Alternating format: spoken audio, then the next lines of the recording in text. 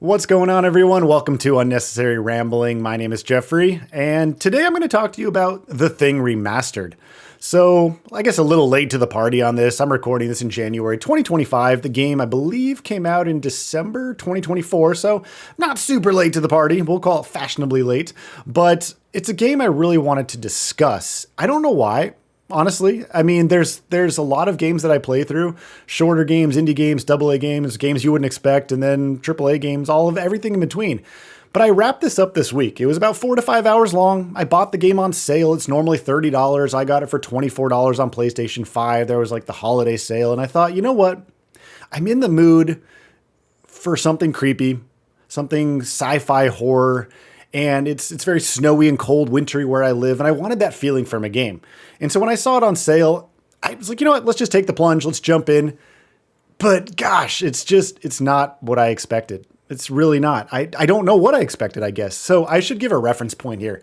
I never played the original The Thing back in the day. I don't remember when that came out, 2002, 2003 maybe. I think it was PlayStation 2 and original Xbox. But I never played it. I've actually never even seen The Thing movie, I don't think. So I'm not a big sci-fi guy. I'm not a big like alien horror guy. It's just not my cup of tea. Like, for example, Alien Isolation, I can recognize it's a really good game.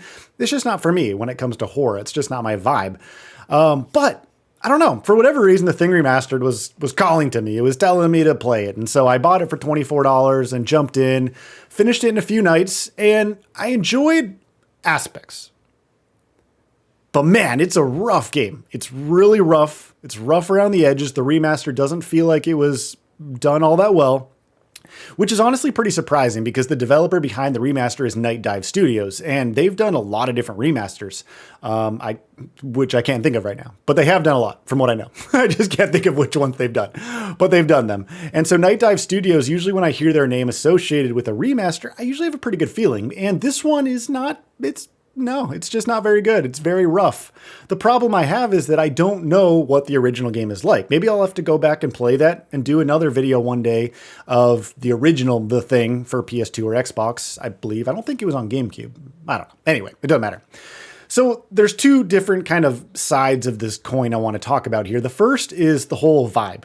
So The Thing Remastered, what I really enjoyed, and actually what kept me going night after night, even though I was very frustrated by the squad mechanics, I was very stress-frated. That's not a word. Stress-frated. Not a word. Definitely not a word. Frustrated by the squad mechanics, the overall jank, and how many times I got stuck and soft-locked and had to reload. Just the whole gameplay actually was not all that fun, which is strange because I was expecting it to actually be a lot more fun, because everything I've heard about The Thing, the original game, is that it was a fun game, maybe janky, but beloved.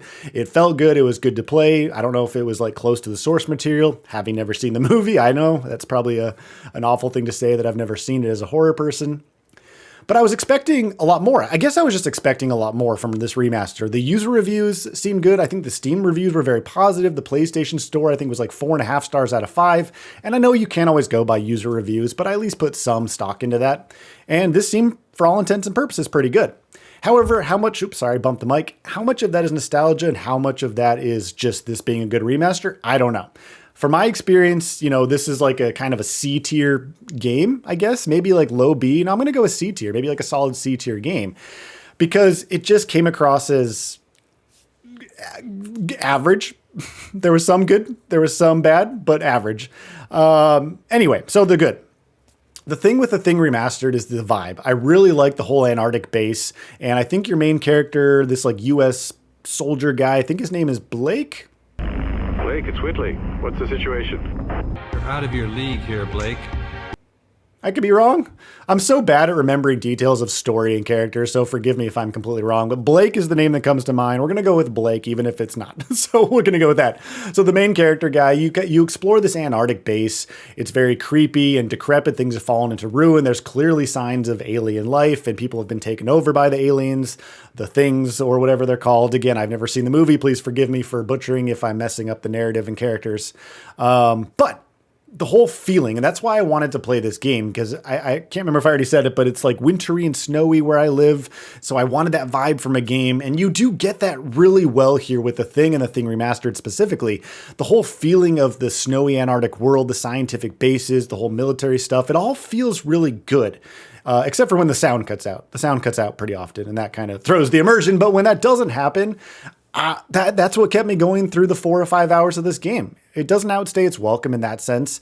But every time I got to a new stage, a new area of the game, whether it was an indoor area or especially the outdoor, like walking around the snowy bases, that was cool. That was creepy. That the vibes were good. You could hear like the snowfall and like you're trenching around and you hear like the enemies pop out, the aliens. That part was all really, really good. And that's what kept me going. However, gosh darn it, the gameplay here, it's rough. I don't know if this is the remaster or if it's from the original, but the gameplay is just rough. So it's a third-person action squad-based game. So first and foremost, you're controlling your dude, Blake. I really hope that's his name. You're out of your league here, Blake. But you're controlling him, and then you basically get different firearms, and you get different items, grenades, and flashlights, and this, that, and the other, and you kind of explore different stages. I think there's like 15 to 20 stages. You kind of just move seamlessly between them with just a little loading screen between them. But the moment-to-moment gameplay isn't great in my experience. I was expecting solid B, maybe even low A's, and again, maybe like C- as far as gameplay. I don't know, but it was really rough around the edges.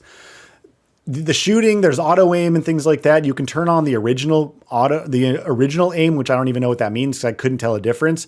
But the gunplay felt all over the place. Like shooting the actual aliens felt all over the place. Switching between items was so cumbersome, and you're always having to switch between your med kits and your flashlight and then your grenades, and then you can get like adrenaline shots or like these injections to figure out if your squad mates are infected, I guess, by the thing and the aliens. So there's just all these different items on top of like different weapons that you can get, but it always felt cumbersome. I felt like I spent half the game just in the radial, circle radial wheel switching between items. It just wasn't handled well. You can do different like hot swaps for like switching out items, but it all just felt a bit too cumbersome, which I didn't really enjoy. But the biggest issue I have with this game, which I'm sure is just part of the original, however, it doesn't feel like it was done well with this remaster, which is sad to say because remasters usually should make things a little better. Graphically, it looks better, but it's just the way you handle your squad. So throughout the game, you have different squad members that you can either like recruit, or there's some that are automatically with you at the beginning of the game. I'm not going to spoil it all. You get different engineers and scientists, things like that, who help you with different courses of the game. But the whole squad thing was so frustrating and so cumbersome that I actually never enjoyed any aspect of the squad things. Because for one, they would get stuck in the geometry. They wouldn't follow you. You would lose them constantly. You'd have to like babysit them and go back and find them. You'd have to constantly top up their health. I'd give them a weapon, and then half the time I feel like they would barely even use the weapon, or they wouldn't even hit the right things. There's these parts with like turrets. I don't remember what part of the game, so I may not have gameplay for it, but there's parts with like all these turrets shooting you.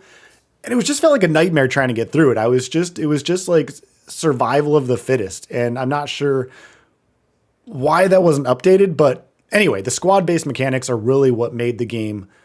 It brought it down a few notches. Because from what I've heard of the thing is that aspect is actually really beloved. But it's not good or fun, at least here in this remaster. Maybe it's better in the original game. So much so that when like one of my allies got killed by accident, maybe on purpose, from the aliens, I was actually okay with that. But then I would inevitably get to a point where I'd get to like this power switch or light switch or something, and I couldn't fix it. You had to have an engineer. So I would either have to reload, restart the level, or somehow find another engineer somewhere else, which can happen. But it just made for a cumbersome experience, and it actually took me out of the moment more so than kept me hooked in the immersion of the whole Antarctic snowy base and creepy alien things.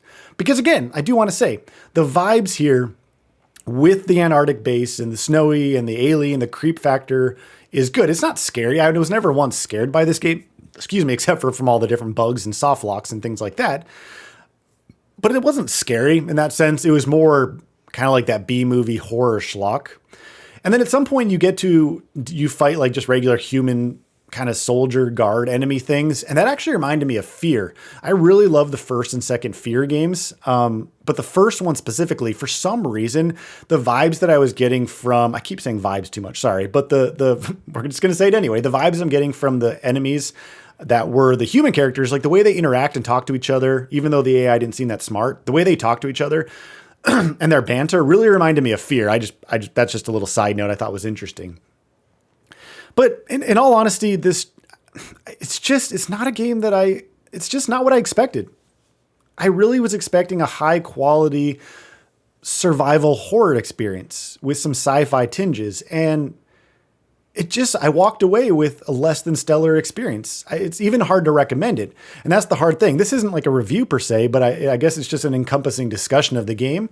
But as someone that doesn't have the experience with the original game, doesn't even have experience with the movie, this is a great game to come to for just that cold, snowy horror alien feel. It does that really well with kind of a nice little background story with some betrayals and things like that. But gosh darn it is rough around the edges. It is rough. The encounters I've had with bugs and being locked and having to restart the level and just dying and rinse and repeat. There were so many times I was playing at night where I was about to get to that point where I was like, you know what? I'm done. This isn't worth it. I spent the money on it, which sucks, but like, it's not worth continuing. But something kept pushing me forward, and that something is just the overall feel and ambiance that Night Dive did a great job with in terms of at least the remaster. I wish I've played this. I wish I've played the original. I kind of want to go back and just compare the two. Maybe that would be an interesting video. But I guess that's just kind of where I want to leave this. And I want to know from all of you down in the comments, have you played the original The Thing? Have you seen the movie? Have you played this remaster? And if so, how do you compare them? Is one better than the other? Do you think I should go back and play the original? Let's talk about all those things, because this just was not what I was expecting. I expected more. Night Dive generally does a good job, as I said. But yeah, that was The Thing Remastered. I hope this was fun. I hope it was interesting. I just, for some reason, really wanted to talk about the good and the bad that I had with this game. But I appreciate all of you so much for taking the time to watch and to listen and all that. Definitely subscribe to Unnecessary Rambling. We got a lot more good stuff coming from the team here. But yeah, have a wonderful day, everyone. And take care out there. And we'll see you later. Bye-bye.